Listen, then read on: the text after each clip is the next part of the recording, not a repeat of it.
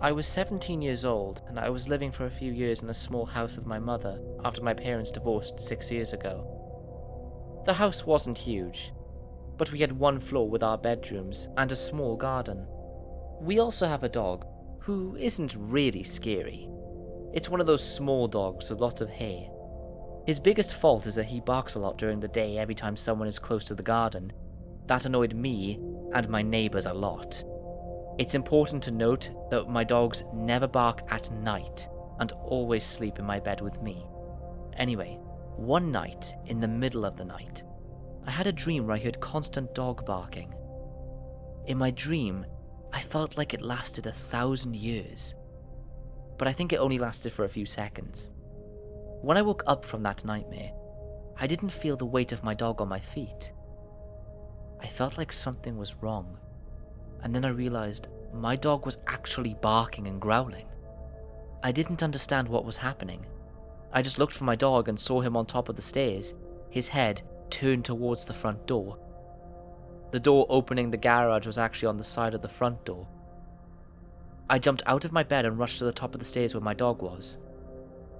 There was the shadow of a man just standing at the bottom of the stairs next to the front door.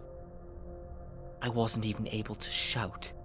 I just took my dog in my arms by reflex and ran towards my mother's room. My mother was just waking up.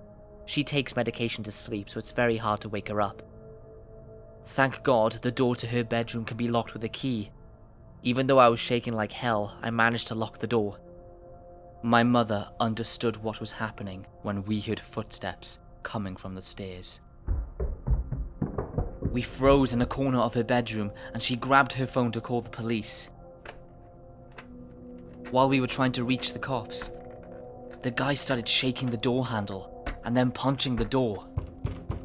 After a moment, he stopped, and this psycho laughed. That's when my mother had the good idea of shouting, "I called the police! Get out!" After a moment, we heard him going down the stairs, still laughing. We didn't dare move until we heard the police officers. When they arrived, no one was there. In the living room, on the table, there was a note where he wrote, "See you soon." The police later said that the guy got in and out using my garage, which has a back door that, at the time, we always left open. Immediately after that, we went to live with my grandparents for a while, and moved into a new house a couple of months later. We never heard of this guy again, but we always check every door is locked before going to bed, and I have had trouble falling asleep ever since. For almost a year later, I wait until it was 4 a.m. to go to sleep, just to be sure that he didn't find us and try to sneak into our home again.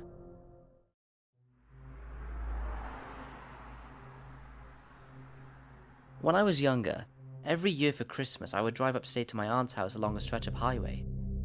I cannot for the life of me remember the name of this road. All I know is it runs by nearby Akron, New York at some point. However, most of the drive is through rural areas with little to no towns nearby.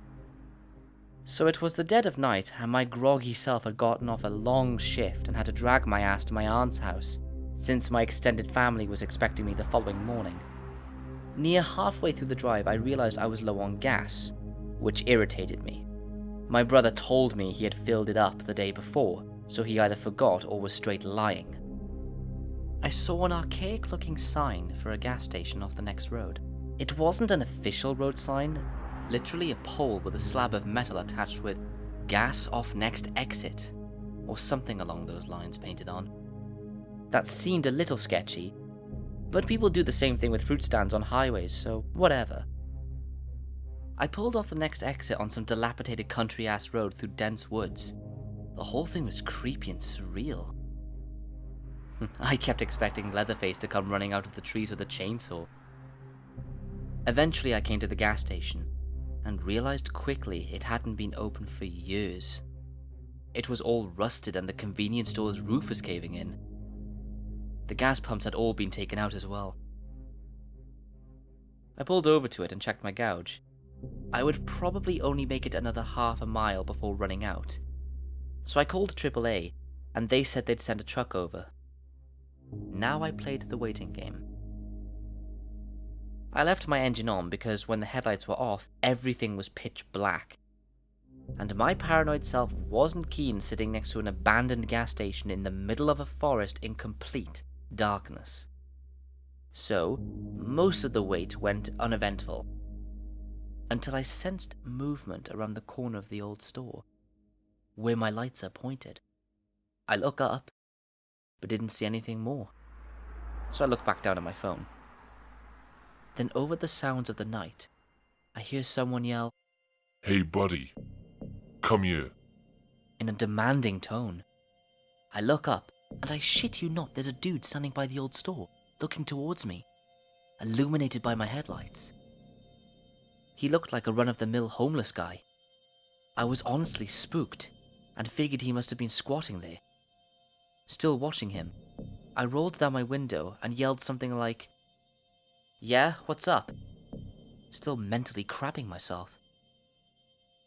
I had my foot ready to floor it out of there at the first sign of trouble. You got any change? Nah, I don't. Sorry, man. I look up at him. He has this kind of vacant expression and is standing stiff. Then I see more movement. There are heads. About 20 or so heads, peeking around trees beyond the man I'm talking to. I can't see them clearly at all, but they are definitely people. Literally, just heads, staring at me in all directions from around the trees. I see another guy beginning to walk from around the gas station, and I then turned around and sped off. I got as far away from that place as my tank could carry me and updated AAA on my location. The driver came back over and filled me up, and I didn't say anything. But after he left, I wanted to call the cops, so I called the nearest town sheriff department. They said they'd send a trooper over, and I gave them the location. When I got to my aunt's house, they called me back and said whoever was there was gone, but they could tell a large number of people had been living there for a while. Blankets, canned food, the usual. The whole situation still freaks me out, but frankly I can consider myself lucky I'll always have such a creepy story to tell. I'm just glad nothing bad happened. Yeah, and to the creepy dudes at that gas station, let's not meet.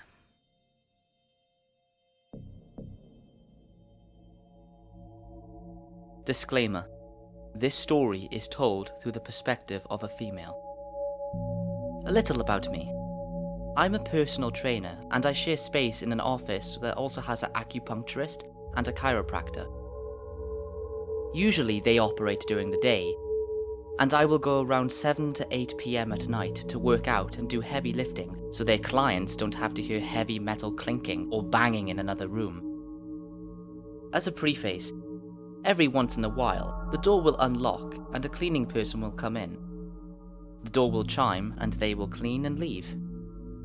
The family that cleans the building is Hispanic, usually a taller man who is very nice and will clean our office, and a woman, I assume to be his wife, will walk around with a trash bag and pick up litter in the other buildings in the area. Tonight was the usual routine. Go to the office, drop off some paperwork, and squeeze in an evening workout. I'm putting away some stuff and printing off a few things, and I hear the door unlock. The door is older, so it makes this very distinct click sound when the key turns in it. The door chimes, and a man comes in, asking me in Spanish if he can come in. I don't speak Spanish, and he repeats it in English. Can I come inside? Of course, I think it's one of the members of the family to come and clean, and I say yes. It isn't until 10 minutes later, after I go to throw away something, I notice the trash is still there, and this man is just sitting in front of the door. I didn't want to be rude, but I didn't understand why on a Sunday night at 8:30 PM, this guy is just sitting here in the office alone with me. I text the chiropractor and I tell her what's going on, to which she calls me immediately and says, "You need to leave. There is a button on the alarm to notify the police. Do you want me to come over?" I tell her yes, and I grab my stuff and approach the man. I tell him, I am leaving for the night, and turning on the alarm, so you need to leave. He looks at me and shakes his head, and says, No. very firmly. I freeze up, thankful that I still have someone on the phone. I say, why are you here? He mumbles something along the lines of, I'm on probation. I tell him that the office isn't for probation, and in my mind I am thinking, why would someone be reporting to an officer at 8:30 p.m. on a Sunday? The office is holistic. We have Buddhas and incense around. It says Oriental medicine on the door. He stands up and blocks the door. He starts asking what the office really is, and I tell him it's for acupuncturists and other specialities. As I type this, I wonder why he cared to know. It wasn't for probation.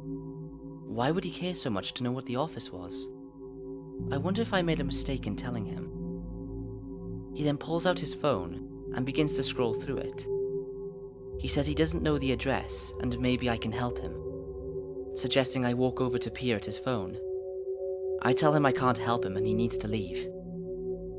He scrolls for 5 minutes on his phone, and at this point, I'm hoping the chiral will get here soon. He holds his phone up at me and shows me a random list of 20 to 30 addresses. I tell him, maybe what you are looking for is across the street, but not here. You need to leave. He seems hesitant to leave, but finally turns around and walks out slowly. As soon as he gets outside, I lock the door. I guess it didn't matter because this man somehow had a key and got in, but I locked that door as soon as I could. It was only then that I noticed there was a van parked in front of my car outside. This man gets in the passenger side, so he isn't alone. I decided to wait until the car leaves before I get in my own car. The way they parked, it would only take them backing up to 5 feet to box me into space. The van is huge with suicide doors on the back, and it then proceeds to wait for 15 minutes before slowly pulling out. It stops in front of the office, as if they are taking one last look at the building, and slowly pulls off. I wait, and I notice that they only pulled up 50 feet, just out of my sight. They are still there and I can barely see the headlights. It's like they are waiting for something. Thankfully, the chiropractor pulled up in her car in time, and the van was gone. The whole experience was unreal. I can't seem to wrap my head around it. The fact that this man came in with a key and acted like he was there for probation doesn't make sense. It doesn't make sense at all. The fact he wanted to know what the office really was, and he blocked the door is also bizarre. A few weeks ago when I was moving equipment into the space, I felt like I was being watched. I ended up burning some sage and thought maybe I was just being paranoid about being in a new space at night, but now I'm wondering if there was something I was picking up on and I didn't know it yet. I will keep this updated as things progress. Hopefully that man doesn't come back in, and hopefully we get a security camera installed and the locks changed. So about 5 years ago, I set out to travel the world. Being straight out of college had left me in debt, ever more desperate for any job I was overqualified for, and generally depressed. I felt isolated and alone in my small town in Washington, and found the only way to get out: travel. My high school buddy suggested I look into woofing and volunteering as a way to travel cheap, and so I did. The way it works is quite simple. You work for around 25 hours a week on some farm for food and housing. The draw is that since the community of cheap-ass travelers is quite big, it is a great way to meet new people, get outside of your comfort zone, and just let yourself live and figure life out. Fast forward 8 months later, and I am a seasoned cow shit shoveler. I started out in Washington, Oregon, and went south to Carolina. There, I was able to save up some money I was paid under the table for extra work, and was now faced with a decision. Where to go in the world? The excitement of being able to purchase a ticket to almost anywhere in the world got the best of me, and on the advice of my dumbass hippie volunteering partner, I chose it at random. I went to a randomizer website and clicked the country button. Georgia. The country of Georgia. To say I didn't know anything about it was an understatement, but the fear of the unknown made it exciting and exotic somehow, and so I did it. I purchased a ticket and started browsing for a farm that could host me. There were few options, and most were remote and hadn't even an internet connection.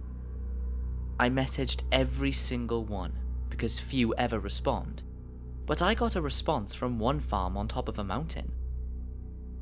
The picture showed a traditional Georgian stone house with a large garden out in the back, a family with several cheerful children, grandparents having dinner, animals. It seemed warm and inviting. The description was written in good English, and the requirements for work seemed reasonable. I was excited. After I flew into Tbilisi, the capital, I followed the directions they had sent to locate the farm, which wasn't an easy task. Few in Georgia speak English. The roads are fucked since few have been maintained since the fall of the Soviet Union, and the country is generally poor. It took me around 20 hours of Soviet buses and taxis, weird serpentine roads and paths to get to that desired blue pin on my map. It was a dirt path leading up to a steep hill into a national park up in the north of the country. There was nothing for miles on end but trees and this silence. As I got up that hill, I saw the house about half a mile away on an even steeper hill, surrounded by trees. From that viewpoint, it seemed abandoned, overgrown, brown and dreary. As I walked past the gate, Guri, the apparent owner, approached me. He was a heavy, small middle-aged guy with a big smile on his face. He shook my hand, and in broken English started to show me around. He also smelled of booze. As he was showing me around, I noticed that there wasn't anyone there but us. I asked about his wife and kids, and he brushed that aside and said something to the extent of, "They're away right now." By this point, I am creeped out. From browsing around, it was apparent that the farm was in deep decline. Apple trees and crops were dying, the roof of the small barn caved in, the house itself full of trash and smelling of mold. It was obvious that Guri was going through a rough patch. But I wasn't going to turn around and just leave in the middle of nowhere, without a plan, having not slept for the past 36 hours. It was evening, and after feeding me well and trying his best as he could to hold a conversation in English, Guri showed me my room on the second floor, and I went to sleep. I almost immediately blacked out from the exhaustion and stress, and would have slept for 10 hours if I wasn't awoken by a strange noise in the middle of the night. It sounded like something metallic and heavy being dragged across the wooden floor. In that sleepy in-between state, I listened in for a few minutes, thought nothing of it, and went back to sleep once it stopped. In the morning, Guri, now sober and grumpy, asked me to repair some of the windows and doors in the house, as he himself planned to go fetch some components in the nearby village. Again, I got this weird feeling creeping down my spine. Something wasn't right. He didn't maintain eye contact and was evasive. There was no cell reception, no internet. Once he left, I checked around the house to get a general idea of the place, and it became apparent that the place was hardly ever lived in. Like one of those abandoned houses, there was broken furniture, newspapers, old photos, and a shattered mirror on the floor. I took out my phone and looked through the saved listing again. The photos didn't match neither the backyard, the garden, or the walls. Guri wasn't in any of them. It was a completely different house. Now by this point, I am full-blown panicking. I pack my shit and start to leave when I see a group of 3 men going up that first hill. There wasn't any other path I can take, so I go behind the house and rush down this hill into the forest. After some time, I stop and listen. I hear them in the house. They're clearly looking for me. Afraid of making any noise, I remain still, hidden behind a bush. I don't know how long I wait. They were persistent. At some point, I hear them leave. So I count until some large number, and I proceed towards the house and path. And once I find it's all clear, I book it the hell out of there. Never ran this fast. But I am still in the middle of fucking nowhere. No traffic, no public transport. I reach a paved road and start walking in the general direction from where I remember coming. Hours go by, and finally, a car drives by and stops. Now, in a horror movie, this would have been Giri and his friends. But this was actually a really nice Russian family that gave me a ride into town. The listing disappeared from the website in a few days after I left, and I haven't heard from Giri since. I've yet to make sense of that experience. I have travelled since, and volunteered too. Some people, once they hear this story, laugh and say that the guy was coming over with a couple of friends from the village to have a chat over a few beers. Some say he was bound to kidnap and kill me. But I trust my gut feeling. Something was really not right. So let's never meet again, Giri. But after he left, I wanted to call the cops, so I called to the nearest town sheriff's department. Sheriff's department? Who? Sheriff? Is that sheriff? There's a bunch of homeless people here, and I want to report on the matter. Oh, I wish I could stop being so funny. Well, try to be funny. I also wish I could talk normally. Called the nearby chef's department. Yes, what would you do in a scary situation? Yes, let's call the chef's department. I really could do with a good old piece of roast chicken or steak. Just that'll make the problems go away. Then again, when does an empty stomach not help? Where was I? But after he left, I wanted to call the cops. So I called the nearest town chef I did it again. I would have slept for 10 hours if it... I would have slept for 10 hours.